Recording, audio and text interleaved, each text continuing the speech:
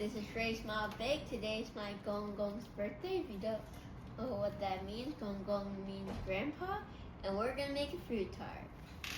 We're gonna put the flour, the powdered sugar, and the butter.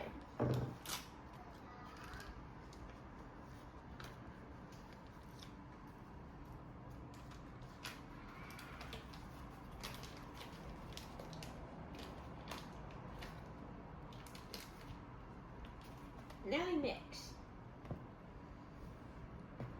The more you mix, the more it'll become a paste. It's ready. Now we're gonna pop it into the tart pan.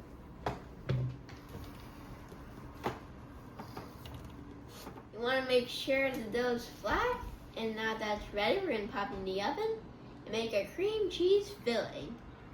We're gonna make the filling. So first we're gonna start with the cream cheese, the sugar, a little bit of vanilla.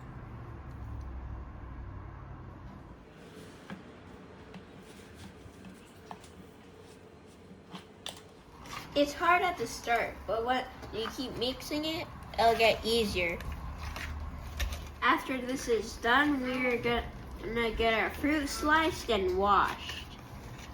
Now that our frosting's in, we're gonna dump it on the crust.